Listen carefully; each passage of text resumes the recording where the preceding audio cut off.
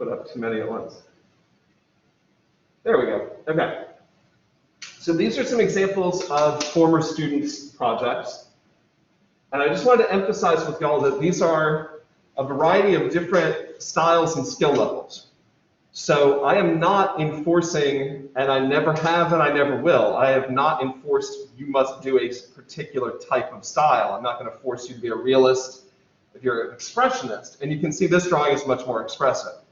But the basic rules of landscape perspective are in play in this drawing. What's close to you is larger, more detailed, darker, and more intense in color than the same type of thing in the midground or in the background.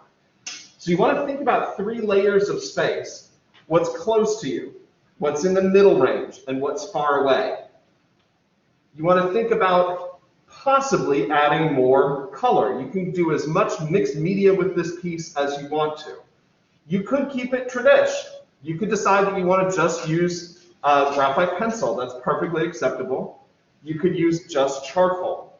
This one's a really good example because it does have, and we talked about this at the lake, it has that grounding effect of the tree on the left-hand side that is clearly in the foreground near us, but extends outside the picture at the top. So it gives you kind of an anchor on one side that overlaps essentially the foreground, the midground, and the background. You can even see that the value in this one is really 3 different levels. Foreground is really dark. The midground of the water, kind of middle tone, and look how pale it is on the opposite shore and the bridge on the other side.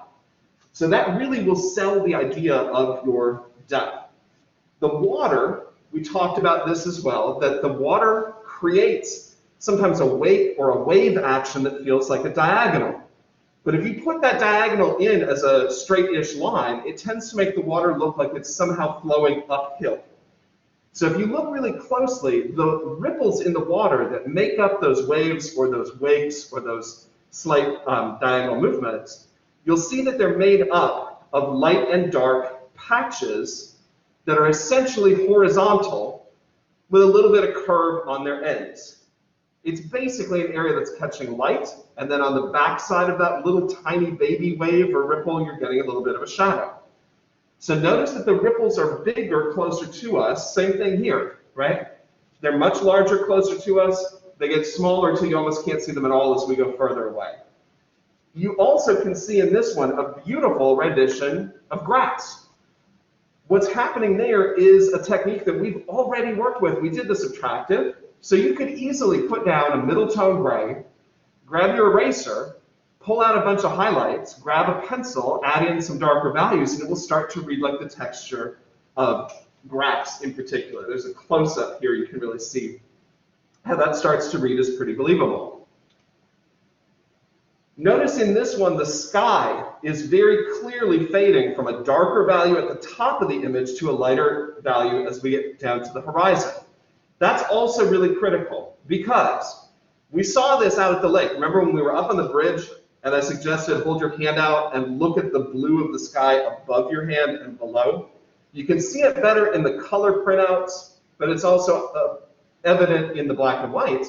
You can really see that the value does start to change. It's a gradient fade from dark to light. So what's above your head, darker, as it stretches out really far away from you toward the horizon, make it get lighter and lighter as you go. You can see the same thing's happening here. This one has way more perspective aspects.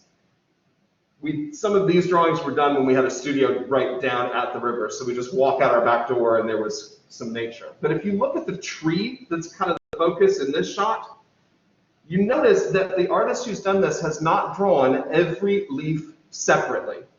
That is mistake number 1 with trees, is trying to outline every single separate leaf. It ends up making everything look really fake. Instead, if you really look at the way that artist has structured this tree, you notice that they kind of look like big clumps of leaves, right? Big areas where they're clustered together. And if you pay attention to it, you can see that he's established a light side and a dark side on those sections.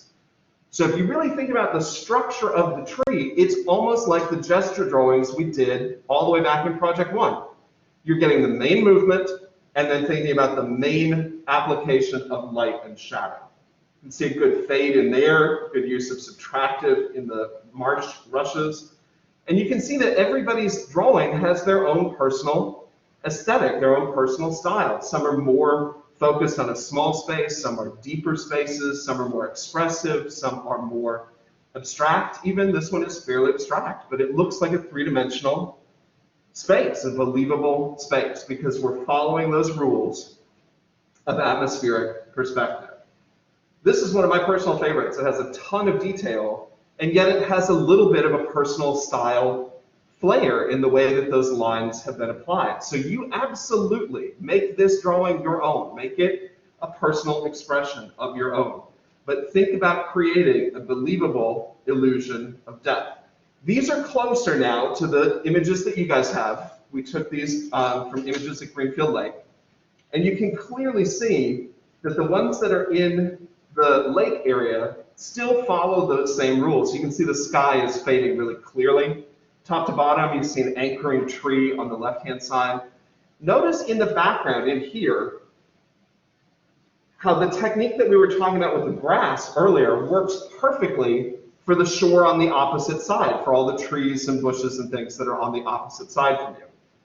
So I recommended this on the day that we took the photographs. I'm going to recommend it again today. Think about it in 3 layers. Do the background first, then put the midground on top of that, then do the foreground on top of that. Don't go the other way. Don't draw the foreground first and try to fit everything else in around it, or you'll wind up with empty white space around the outsides of everything that you drew in your foreground. You can use as much or as little color as you want. I really like the idea here of just a tiny hint of it to establish the blue of the sky. You could go further with it if you want to. Even something really industrial could be rendered in a beautiful way. So think about the images that you took. How can you make it replicate the experience that you had of taking that photograph? How can you make it feel like a deep space? How can you make it feel emotionally like a sunny, bright, cold day? That's what we experienced when we were standing there. But you can see some of them have a little bit more of a mood, right? Some are darker, some are a little more impressive, some are more open, some are more realistic than others. It's your choice in terms of style. But all of the rules are in play with all of these images. They have more detail in the objects close to us and less as we go further back. Darker values close to you, same type of object further away gets lighter and lighter. That really looks like a convincing illusion of space. That's sort of like the last picture, Grayson, that you took on the water, in a way. This image, if you really think about it, is not all that complex to draw. You see what they're really doing is using the eraser to take out some areas for lighter values and using charcoal pencil to add areas back in. It's really quite effective. You'll also notice with the trees, and we talked about this at the lake, that the cypress trees are more obvious, but all trees are going to be thicker, wider at their base, and they're going to taper as the tree grows. And that's true for every subsection of the tree, from the trunk to the branch to the twig. It's always going to be a little thicker, closer in to the trunk. You can see it really dramatically here, but the cypress trees tend to have that a little bit exaggerated in their natural form, but you'll see that in other species as well. This one is entirely done in pastel, this one's entirely in marker, and this one is entirely digital. You have complete free reign about which material you want to use, how much mixed media you want to use is up to you. There are colored pencils on the supply cart over there. Megan, right behind you, that box that has the gray duct tape on it should have all of our pastels, both the chalk pastels and the oils. The box beside it that's a little more narrow and tall, that box should have all of our watercolors. So all of the color materials are in play. I would use the 80-pound drawing paper so you can do some erasing, subtracting, adding, and it'll stand up to some liquid media as well. I also wanted to show you why this matters when we look at professional artwork. Now, these are 2 very successful art historical examples. On the left, you've probably seen that, even if you haven't taken art history. It's one of the most famous paintings, really, from the late 1600s, early 1700s. That painting is by a French painter named Fragonard. The style is known as Rococo. It is a style that emphasizes elegance, and it was not particularly realistic in some ways. It's more, almost you could say, romanticized. It's a little fanciful. But if you look at the way he's drawn those trees, you can see every single leaf has been painted separately. And yet they don't look like real trees. They look a little bit fake, a little made up, almost like it's a movie set or a stage set. In point of fact, Fragonard and his compatriots, his painters that painted at the same time as he did, famously said that nature was too green and poorly lit. They really thought that the artist's job was to take nature and like fix it, right? Pretty it up, make it fit the composition that they wanted. So in a way, as much detail as there is in that painting on the left, it is fake. He is completely making up the world that those characters are in. The image on the right is painted with much thicker brushstrokes, much less individual specific detail, and yet doesn't that feel like someone actually sat down on the side of a river and looked at it and responded to what they saw? That's the Impressionist movement. So even though these paintings look like they were done very quickly, those painters would sometimes work days, weeks, some of them would even come back and repaint things months later, even after selling them. There's at least one account of Monet going to a dinner party, taking his paints with him and sneaking off from the dinner to go finish the painting that they'd already paid for because he thought it needed fixing. Kind of irritated them a little bit, right? So these artists were very concerned with making the image replicate what you really see, to be as honest as they could about light, color, and especially value. Look at the water. Bigger ripples, mostly horizontal with a little curve, right? Most of those brushstrokes are pretty much horizontal, but they're bigger and darker close to us, and they're smaller to the point of being invisible as they go further away. The sky fades beautifully from a dark blue at the top to a light blue at the horizon. It just looks more believably real. So think about those issues in terms of making your piece, in terms of style. I also want to share one last thing with you, is thinking about the structure of trees. So in this drawing, which in fact is one that I did in drawing 1 when I was a student 4,050 million years ago, that drawing is based entirely on the concept of gesture that we started with on Project 1. Can you see there's a line through sort of the center of the main movement of that tree? That is the linear gesture of the main movement. And then you can see that each section has been broken down into simplified sort of geometrical cylinders that are wider, close to the trunk, and that taper as they move away.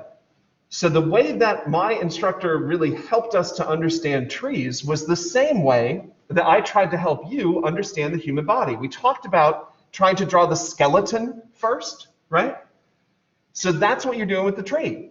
Draw the trunk and the branches, and then the leaves. So when you go to do the leaves, think of them as larger shapes. It's a little hard to see, but the image at the top left, you can see has kind of organic outlines that have been flattened a little bit into planes. And you can see that I'm starting to add light and shadow to those planes. And you can break them down further and further and further, and you see that on the other examples. Those are all drawings of the same tree. But you can see that what's happening there is finding the structure first, finding sort of the main clumps, if you will, the big grouping of leaves, breaking it into planes, and establishing highlight and shadow. If you treat the leaves as fully three-dimensional objects that have light and dark on them, you can draw them as successfully as you draw anything else. You can draw them with looser lines. You notice that the last set was all geometric and these are all organic. But these are all exercises helping you to think about the structure of the thing you're drawing, as well as the geometric arrangement and breakdown of the groupings of the leaves that hang onto those things. So if you really think back to what we did at the beginning, when you're dealing with your trees, think of them kind of as gestures first, then do big planes of geometric shape, and then start breaking them down with value. That's almost exactly what we did with every project as we went along. So as I've been preaching since August, there's no difference between drawing a landscape or a still life or a portrait or a person or a dog. You're still responding to what you see. Think about the main structural basic shapes. Think about light and shadow. As those are your two biggest rules, you're going to make everything look more believable. Everybody clear on trees and landscapes? Yeah? Great. Okay. I will bring the lights up and you can start in drawing. Remember, you have until Wednesday to get this one done.